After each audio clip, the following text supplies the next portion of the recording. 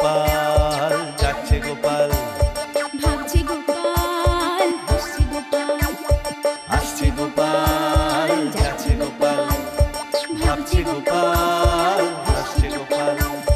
যুগের পরে যুগ কেটে যায়, মানুষ তাকে ভোলে না। যুগের পরে যুগ কেটে যায়, মানুষ তাকে ভোলে না। চলে না রে, চলে না রে, চলে না রে, চলে না, চলে না রে, চলে না রে, তাকে ছাড়া চলে না। কে সে? পরিচয় কি তার? হাসির রাজা, জ্ঞানের রাজা, রসিক রাজা গোপাল ভাঁড়। হাসির রাজা, জ্ঞানের রাজা, রসিক রাজা গোপাল ভাঁড়। হাসির রাজা,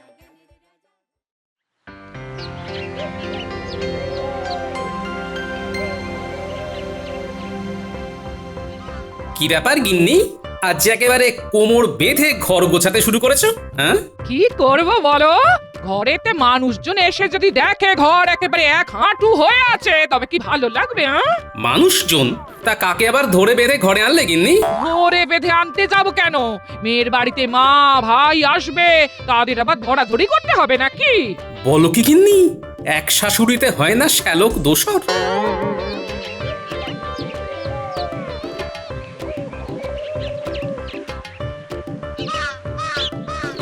ও মা গো, যা মুখে আসছে তাই বলে যাচ্ছে।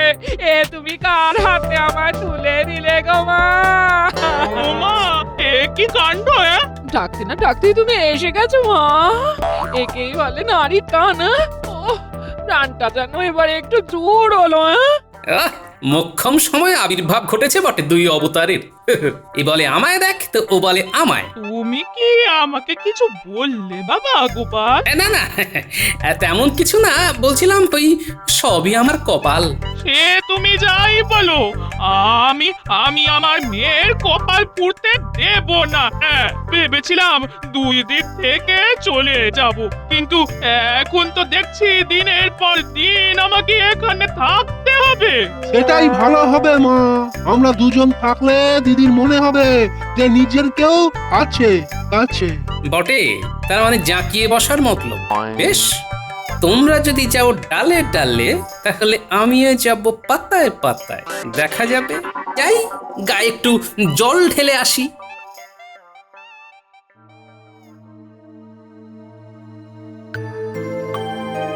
এইটাই তো আমি চাইছিলাম। এইবার তাহলে তোকে একা একা দুটো কাজের কথা বলতে পারবো আমি। ওই ভালো করে দিদির কানে পুষ্পন্তরটা দিয়ে দাও তো দেখি, যাতে জামাইবাবু আর ওই ট্যাফু না করতে পারে। মন্তর? সে আবার কি? কিসের মন্তর? না না না না, তাতে আবার ওর কোনো ক্ষতি হবে না তো। দূর বোকা, জামাইয়ের ক্ষতি কি আমি চাইবো? তবে তোকেও তো নিজের ব্যাপারটা একটু বুঝে নিতে হবে নাকি? জামাইবাবু হলো মহারাজের খাস লোক, কিন্তু থাকে মাটির বাড়িতে। ছি ছি ছি ছি ছি ছি ছি ছি। নিজের জন্য এখন থেকে গুছিয়ে না রাখলে পরে আরো ভুগতে হবে।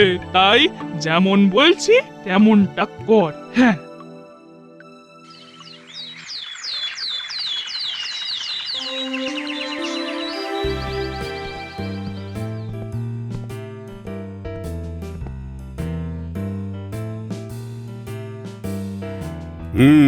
তাহলে রাজ্যে নতুন কোনো প্রকল্প গ্রহণ করা যায় কিনা সেটা ভেবে দেখার কি হলো?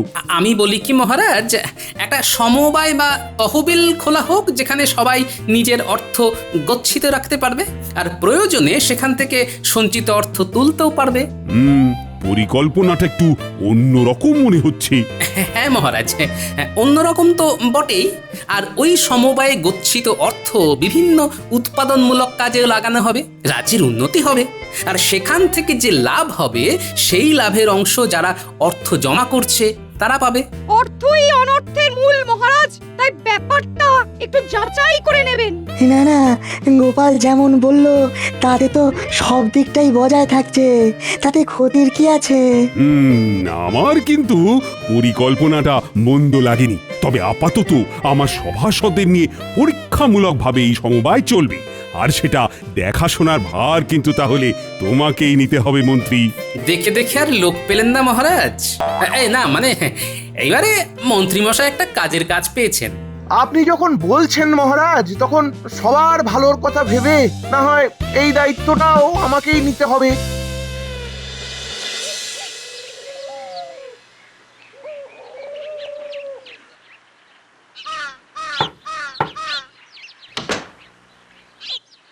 কি গো, তুমি সেই খালি হাতে ফিরে এলে?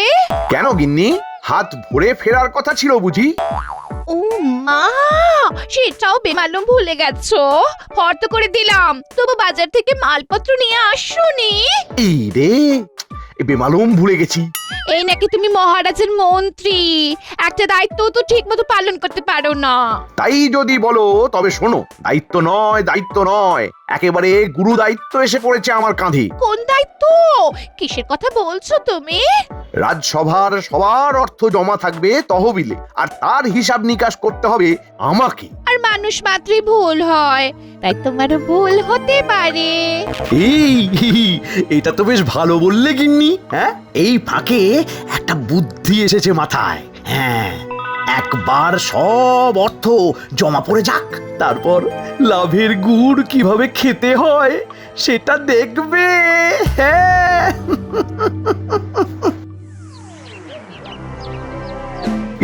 তাড়াহুড়ো না করে সবাই একে একে এসে নিজের নিজের অর্থ জমা করো।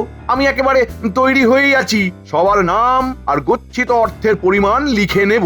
না, মন্ত্রীর কাজ আছে বলতে হবে। কেমন সুন্দরভাবে একটা নির্দিষ্ট পদ্ধতিতে কাজটা করছে। কি হলো গোপাল, তোমার নাম আর জমা অর্থের পরিমাণ তো লেখা হয়ে গেছে, আবার কি চাই? বিশেষ কিছু না, তবে ওই জমা করা অর্থের রসিদ, ওটা যে চাই। হ্যাঁ, রশিদ? তুমি কি আমার উপর ভরসা করছো না গোপাল? আমাকে সন্দেহ করছো? না না না না, এইভাবে সন্দেহ করলে আমি দায়িত্ব ছেড়ে দেবো। হ্যাঁ, শান্ত হও মন্ত্রী, কাজটা তোমাকেই করতে হবে, তাই তুমি যেমন ভালো বুঝবে ঠিক তেমন করেই করো। বুঝলাম। তাহলে মন্ত্রীমশাই বেশ কায়দা করে ব্যাপারটাকে গুলিয়ে দিলেন। ঝামেলা বেড়ে গেল। ভালো রে ভালো। কিসের কি ভালো হলো যার জন্য অমন গজ গজ করছো? সে আর তুমি কি বুঝবে? চোরের হাত থেকে বাঁচাতে ডাকাতের হাতে মোহর দিয়ে এলাম। যাক, এবার না হয় মন্ত্রীমশাই লুটে পুটে খাক। তুমি আমাকে চোর বললে? হ্যাঁ, এইটা তুমি কি বললে? বাবা গোপাল, আমার মেয়েকে চোর বলা মানে আমাকে চোর বলা, আমার গোটা বংশকে চোর বলা। ও তাই ভাবি, আমার খালি খালি ওই চুরি করতে ইচ্ছা করে কেন? দেখছো না আমার কোনো দোষ নেই, সব দোষ কিন্তু এই জামাই বাবুর। হ্যাঁ, তিলকে তাল করার কায়দাটা তো ভালোই ধরেছেন। তা এতই যদি ছ্যাঁকা লাগছে, তখন এখান থেকে পাত্তারি গুটিয়ে সরে পড়লেই তো পারেন। ও মাগো, হ্যাঁ আমাদের কিনা ছেড়ে ছুড়ে চলে যেতে বলছে গো। বলছি তো, বলি মেঘে মেঘে বেলা তো নেহাত কম হলো না। এবার কাম ধান্দা কিছু করো, না হলে সরে পড়ো। কিন্তু বললেই তো হবে না, এসে যখন পড়েছি তখন সহজে যাচ্ছি না, এইটে তুমি কান খুলে শুনে রাখো। হ্যাঁ, ঠিক আছে ঠিক আছে, আমিও কিছু করে দেখাবো, তবু এখান থেকে নড়বো না। হ্যাঁ, খুব খুব বলা আমাকে, তাই না? না, এবার বোঝো ঠেলা। খাল কাটা ছিল আর কুমির এসে গেছে। খেলা তো সামলাতেই হবে গিন্নি। বলে তো দিলি কিছু করবি, তা এই করবিটা কি? কেন শুনলে না? জামাই বাবু মন্ত্রী মশাইয়ের উপর চটে আছে। তার মানে হলো গিয়ে জামাই বাবু যদি বুনোল হয়, তাহলে মন্ত্রী মশাই কি বাগা তেঁতুল। আমি চললাম মন্ত্রী মশাইয়ের কাছে, ওখানে নিশ্চয়ই কিছু কাজ আছে। এত বুদ্ধি কোথায় রাখিস বাবা?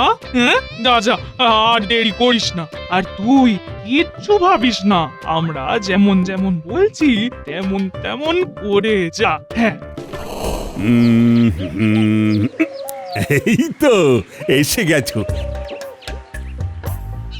আমি তো তোমাদের জন্যই অপেক্ষা করছিলাম। সেই জন্যই তো একেবারে যথা সময়ে চলে এলাম। ও এসে যেন একেবারে উদ্ধার করে দিয়েছো মহারাজকে। এইসব কথা এখন থাক মন্ত্রী, তার চেয়ে ভেবে বলো দেখি সভাসদদের জমানো অর্থ দিয়ে কি করা যায় এখন। সে তো আমার ভাবা হয়ে গেছে মহারাজ। ভেবে ফেলেছো? তাহলে বলো দেখি। আগে পুষ্করিণী, মানে গচ্ছিত অর্থ দিয়ে পুষ্করিণীর সংস্কার করা হোক, তারপর তাতে মাছ চাষ করা হোক মহারাজ, আর সেই মাছ বিক্রি করে লাভের অর্থ রাজকোষে জমা হবে। হ্যাঁ, পরিকল্পনাটা মন্দ নয়, তবে তাই হবে। সব পরিকল্পনাই জলে যাবে। আমি খুব তাড়াতাড়ি কাজ শুরু করে দেবো মহারাজ, আপনি কিচ্ছু ভাববেন না মহারাজ। বলছিলাম কি, এখনই এত তাড়াহুড়ো না করে আরো কিছুদিন দেখে নিলে হতো না যে প্রতি সপ্তাহে বা মাসে কি পরিমাণ অর্থ জমা পড়ছে? শোনো, মাছের তেলেই মাছ ভাজতে হবে, ওই মাছ চাষেই আয় হবে। 1 মাস পরে হিসেব দেব, তখন দেখে নেবে, কেমন? তবে তাই হবে।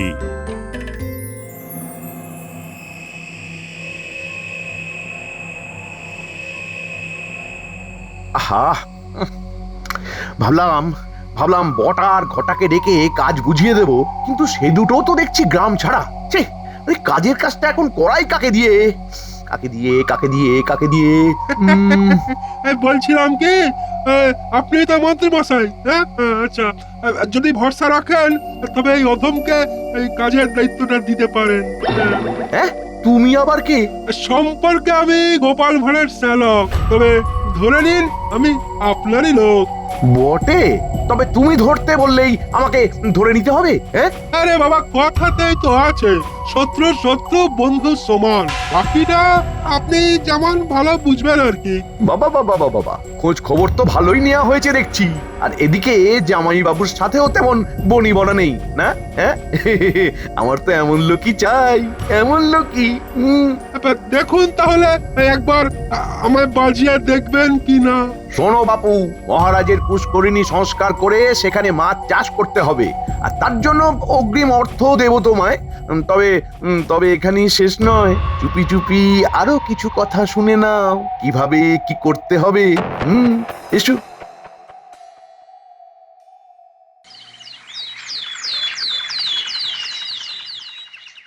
আহ, 1 মাস তো হয়ে গেল, এবার সমবায় তহবিলের খোঁজ খবর নেব, কিন্তু মন্ত্রীরই তো দেখা নেই।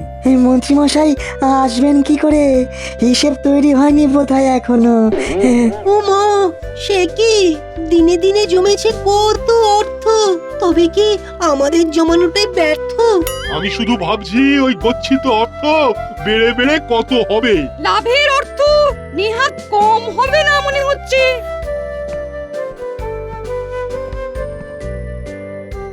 এই যে আজ আসতে একটু দেরি হয়ে গেল মহারাজ। সে তো দেখতেই পাচ্ছি, কিন্তু কারণটা কি? আগে মহারাজ, পরের অর্থ গচ্ছিত আছে কিনা আমার কাছে, তাই চিন্তায় রাতের ঘুম উড়ে গেছে, আর তাই শরীরে জুত নেই। সে না হয় হলো মন্ত্রী মশাই, তবে গচ্ছিত অর্থ কিভাবে ব্যবহার করেছেন তার তো হিসেব নেই। সেই হিসেবের জন্য তোমারও কি রাতে ঘুম নেই গোপাল?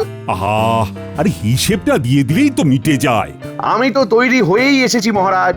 এখান থেকে মাইল খানেক দূরে ওই উত্তর পূর্ব কোণে আপনার যে পুষ্করিণী আছে, সেখানেই মাছ চাষ করিয়েছিলাম, আর তার দেখাশোনার জন্য যাকে রেখেছিলাম তাকেই ডেকে পাঠিয়েছি। তার মুখেই না হয় শুনবেন মহারাজ।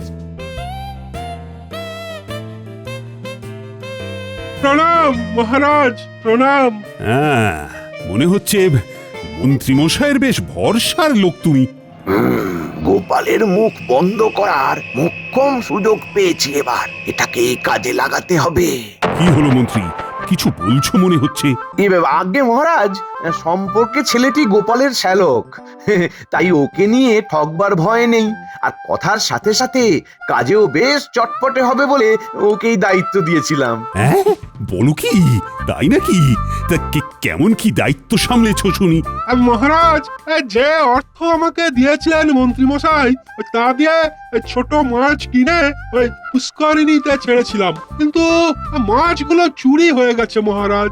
এমন একটা যে কিছু হবে সেটাই আন্দাজ করছিলাম। হ্যাঁ, তাহলে এখন উপায়? আবার মাছের চারা কিনতে হবে, আর তাদের এই ঝটপট বড় করার জন্য ভালো খাদ্য দিতে হবে। তার মানে আমাদের যা গচ্ছিত অর্থ সব মাছের সাথেই চুরি হয়ে গেছে। কপালং লিখন্তি কে খণ্ডাতং পারিং। তাহলে মহারাজ বাকি যতটুকু অর্থ আছে তাই দিয়েই না হয় আরো একবার চেষ্টা করে দেখা যাক, যদি লাভের মুখ দেখা যায় এবার। তাছাড়া আর উপায় কি? আর গোপালের শ্যালক বলছে যখন, তখন তাকেই বা কি করে অবিশ্বাস করি? বুঝতে পারছি এটা মন্ত্রী মশাইয়েরই ফন্দি, আর ওই হরিদাস পাল তাল বুঝে আমাকে নাকাল করার মতলব করছে, তাই জাল আমাকেই গোটাতে হবে।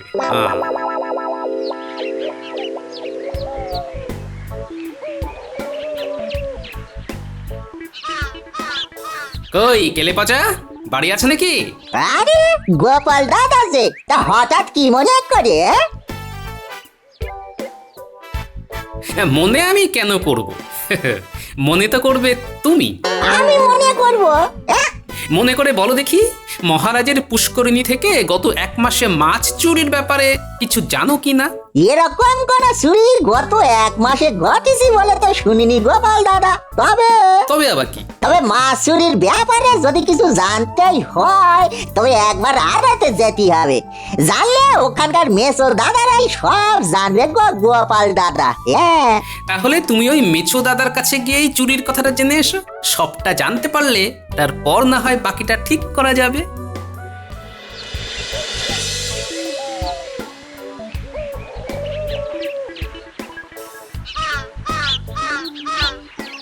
মাছের বাজারে তো ফাঁকা ফাঁকা লাগতেছে, কেমন আমদানি নেই বুঝি? থাকলে কি আর এইভাবে মাছির তাড়াই? হ্যাঁ, বাজার বড্ড মন্দা চলছে ভাই।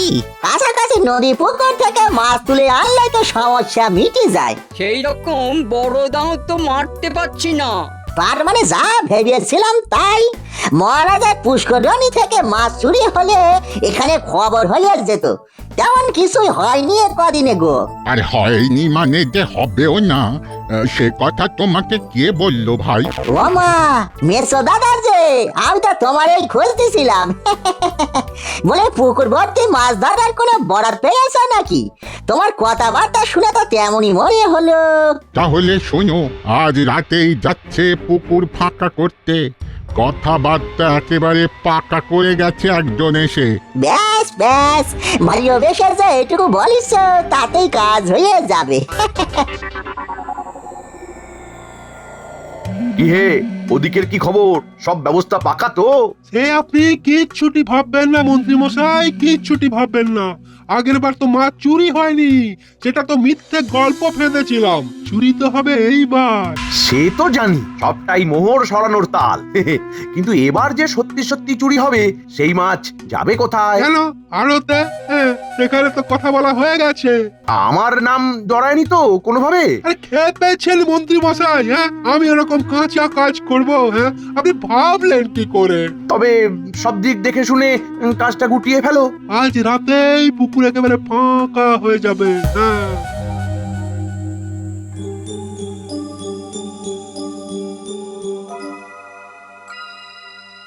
মহারাজ কি মাছ চুরি নিয়ে চিন্তায় পড়ে গেলেন? হ্যাঁ, তা চিন্তা একটু হচ্ছে বই কি। আর শুধু মাছ তো নয়, সঙ্গে গচ্ছিত অর্থ যে চলে গেল। কিন্তু আমি যদি বলি মাছ চুরি হয়নি, তবে হবে। হবে? কবে? আজ রাতেই হবে মহারাজ, আমার কাছে পাকা খবর আছে। কিন্তু এমন কাণ্ড ঘটাবে কে? সেটাই তো হাতে নাতে ধরবো আজ। চাইলে আপনিও সঙ্গে যেতে পারেন। বেশ তো, আমি রাজি। তবে সঙ্গে সেনাপতিও যাবে। তেমন বুঝলে একেবারে বামাল ধরবো নাটের গুরুকে।